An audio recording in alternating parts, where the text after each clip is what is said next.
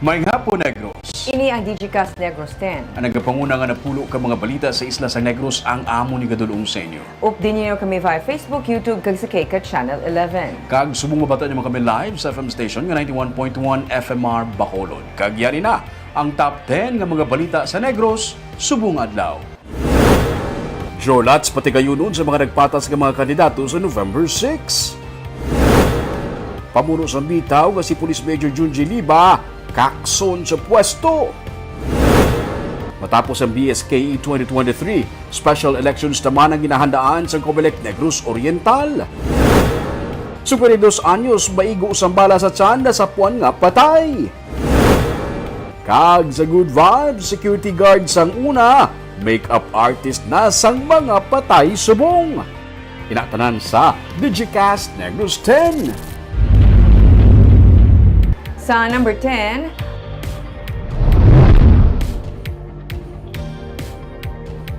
may ginamonitor sa karon nga low pressure area ang pag-asa malapit sa Luzon. Posible nga pagbubo sa ulan ang napaabot sa Visayas. Ang northeast monsoon o kun hangin amihan ang nagaapekto sa lakat sang panahon sa Pilipinas. Mayara man sang shear line o kun ang pagsugat anay sang hangin amihan o kun mabugnaw kag ang mainit nga hangin gikan sa Pacific Ocean. Ang LPA as of 3 a.m. ang yara sa 470 kilometers east sang Virac, Catanduanes. Suno sa pag-asa, gamay ang tsansa nga mangin isa ini ka bagyo. Nagapalapit ini karon sa Bicol region kag maya posibilidad nga matunaw. Sa Visayas, mangin magalumon ang kalangitan nga may lapta-lapta nga pag-ulan kag pagpanaguob dala sang shear line kag trough sang LPA.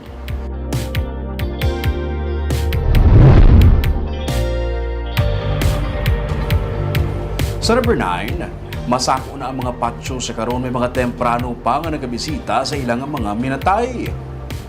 Sa mga pribado nga patso sa syudad sa Bacolod, makita ang pila ka mga lulubngan nga may mga bulak na nagasindi na sa mga kandila. Patimaan nga may mga yadtong temprano pa nagbisita sa ilang mga nagtaliwan nga pinalangga sa kabuhi. May mga nakaset up nga mga tent, ang iban masako sa pagpanilo. Pahanumdum ni Governor Eugenio Jose Lacson sa publiko nga sa pagpadulong sa mga patso, sundon ang mga protocol. Likawan ang pag-inom kag pagbitbit sa mga patalom. Kay tungod nga ginapaabot nga may pagtupa sang ulan, mas maayo kon may payong kag mahalungan ang ikaayong lawas. Ang pista minatay sinusaya tion nga makatipon kag makaupod ang pamilya. Sa mga magabakasyon, maayo man ilabi na sa mga magabiyahe nga likawan ang pag-inom sa makahulubog nga ilimnon. Samtang may mga assistance desk nga napahamtang sa mga highway. Damlag pa, napaidalom na sa red alert ang PNP, Army, Coast Guard, pati na disaster teams para sa undas. It's also the time of the year where it's fun to have time with our departed relatives, no? So enjoy the family gathering and just don't violate the rules that are implemented, no, by the respective LGUs.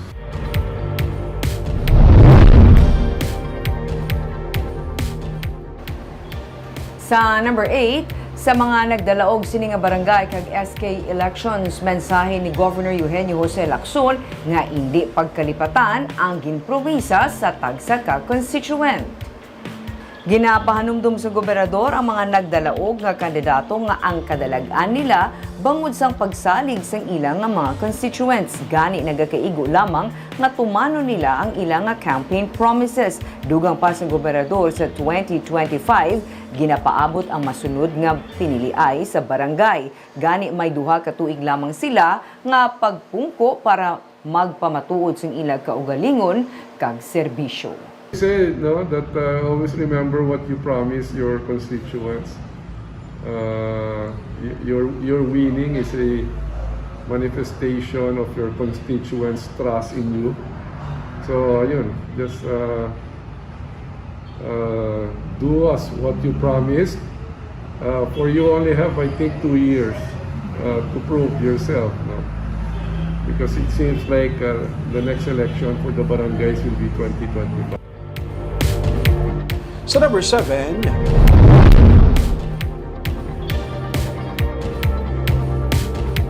Isa ka 52 anyos na sapuan nga patay sa San Carlos City. Biktima may igo sang bala sa tiyan. Patay na sa masapuan si Juvencio 70, 52 anyos sa may San Juan Baybay, barangay 6 syudad sa San Carlos, kainas ang aga. Nakabato ng PNP sa report nga may nasapuan nga bagkay sa among lugar, gani ila inigid respondihan. Gindala ang biktima sa San Carlos City District Hospital, kag dito nakita ang igo sang bala sa iyang tiyan nga gintunaan sang iya kamatayon. Sa karon, ginulat na lamang sa mga otoridad ang resulta sang post-mortem examination result sang biktima. Ginakabig sang PNP nga isa ka drug personality ang biktima.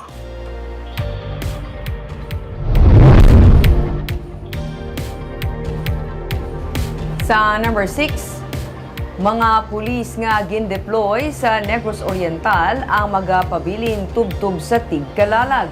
Magadepende naman sa PNP kag RJSCC kung sila ang magapabilin tubtub sa special elections.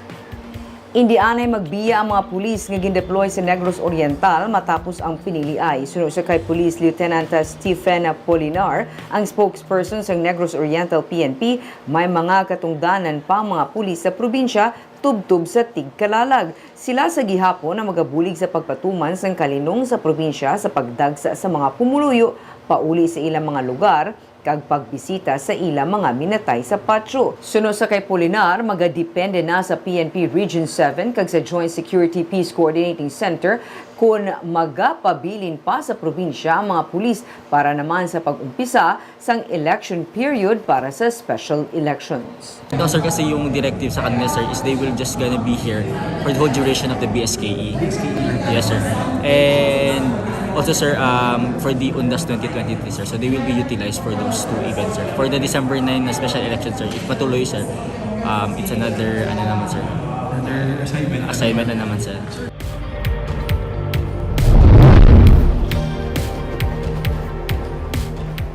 Sa number 5, Bacolod Traffic Authority Office OYC Police Major Junji Liba kakson sa pwesto bangod sa aligasyon sa korupsyon.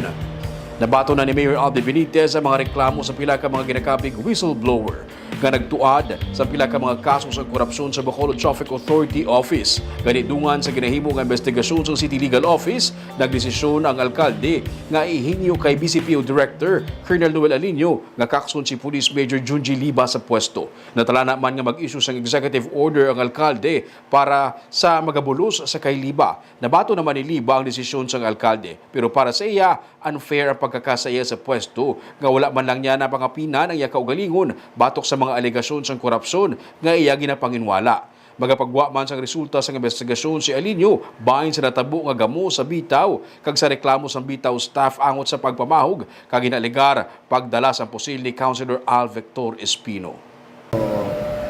We're putting a new OIC sa bitaw. Sino ang ipaitan mo? I'll give you But executive order. you mentioned about mga allegations which includes mga mayor. Well, may isa mga cancellation of ticket nga hindi warranted, nga gin-cancel nila nga wala reason. Ang mga truck ban nga ginapasulod for whatever reason, and etc. So, officially na nabato naman and we cannot close a blind eyes in it. How about kay Councilor Espino? Well, he has to defend himself sa court. Sa criminal charges. Sa tanan sa iyang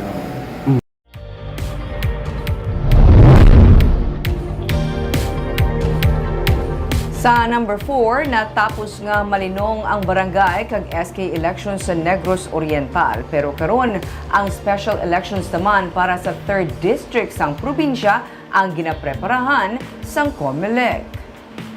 Sunod sa kay Negros Oriental COMELEC Supervisor Attorney Eliseo Labaria, nanginadako nga bulig ang pagpaidalom sa probinsya sa COMELEC control para mangin malinong ang barangay kag sangguniang kabataan elections. Sa katapusan pa sa Nobyembre magatakop ang election period, pero magasugod na naman ang election period sa 3rd District sang probinsya. Sa Nobyembre 6 tubtob 9 patigayunon ang filing sang Certificates of Candidacy para sa pagkakongresista sa ikatlong nga distrito bilang bulos sa nabakante nga posisyon ni 3rd District Representative Arnulfo Teves Jr. Pagkatapos ng filings ng COC, magasugod na naman ang election period sa probinsya. Sa December 9, 2023, pati gayuno ng special elections kag suno sa COMELEC, nakahanda naman sila para diri. Si Teves nga ginatudlo mastermind sa pagpatay sa kay Anay Governor Roel Degamo ang napasnuwan na makabalik sa pungsod. Magadepende naman sa COMELEC and Bank kung padayunon pa ang COMELEC control sa Negros Oriental. Ang last day of filing sa SOSI, nandoon din sa last day of election period. But ang COMELEC control, depende sa sa in-bank or sa task force kung ilipat na ba nila yung COMELEC control.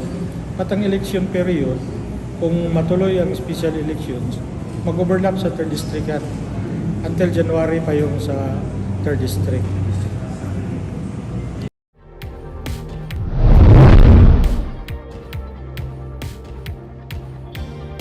Sa number 3, sa 17 ka ginpapanuugan sa COMELEC sang Order of Suspension of Proclamation, isa lang ang nagdaog. Sunod sa ka-election supervisor Ian Lee Ananoria sa 16 ka kandidato gikan sa Ibi Magalona nga ginpapanuugan sa among order, isa lamang ang nagdaog nga kagawad sa barangay Tabigi. Nagkakasayuran nga matigayon ng iyang proklamasyon kung ma-resolve ang pending nga petisyon for disqualification batok sa iya. Wala man nagdaog ang isa ka kandidato sa Sipalay City nga ginpapanaugan man sa among order. Sunod sa kay Ananoria na pierde man sila iga-resolve sa gihapon ang among administrative complaint batok sa ila. Nagugat inigikan sa premature campaigning complaint batok sa ila. Iga-assess man kung may basihan ang pag-file pagid sa isa ka election offense batok sa ila. Yeah, pwede i-resolve na ang disqualification later on. Especially that nga na isa to na suspended. So, kung i-resolve ang disqualification, kag abi may prima facie, i-file na siya as an election. Yes, yes. Sa COMELEC. Yes, duha nakakaso gina-file naman per Ano? administrative as election offense. Kag Administrative, amo na siya ang disqualification per se. Ang election offense amo na siyang criminal case. Sa court na yung gina-file. Sa court later on. Courtesy? Yes, later on. Sa number 2,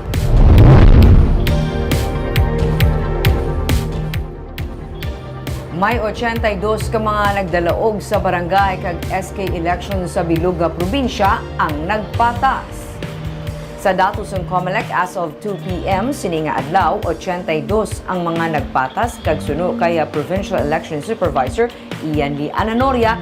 Halos sa kada banwa kag syudad may mga nagpatas. Nalakip na diri ang mga nagpatas sa Bacolod City. Suno kay Ananoria, para ma-break ang tie, pati gayunon ang drawing of lots. Mandato sa pamuno ng COMELEC suno kay Ananoria ang mga ipatuman ini sa mas madali nga panahon. Suno pa sa iya, kung matigayon man lamang, pwede ini padayunon mismo subong nga adlaw.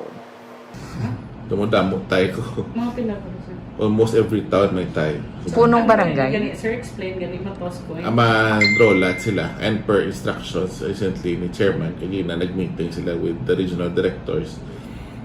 Chairman Garcia wants the ties resolved as soon as possible. Kag sa numero 1 sa mga balita, subong adlaw.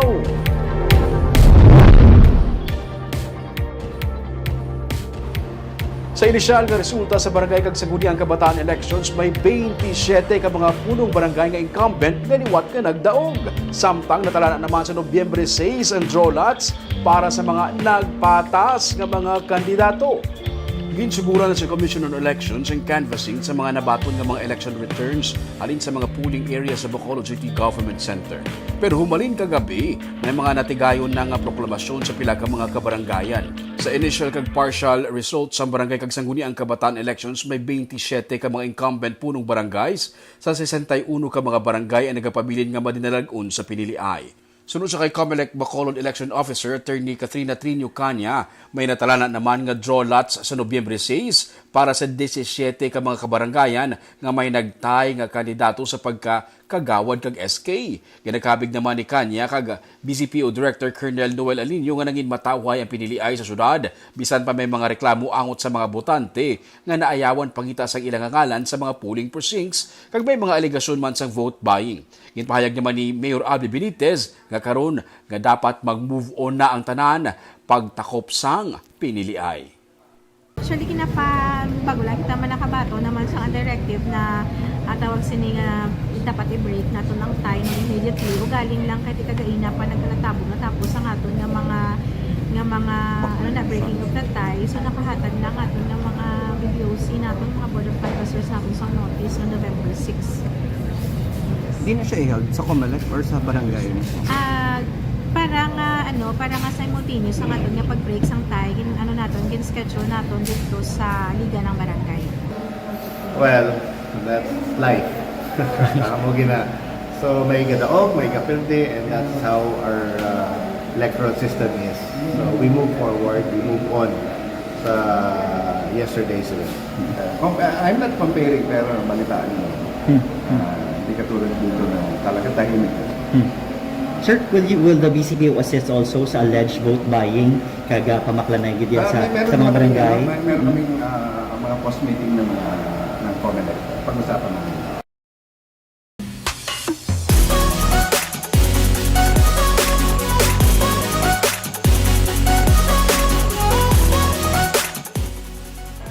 Sa Good Vibes, isa ka security guards ang una, subong makeup artist na.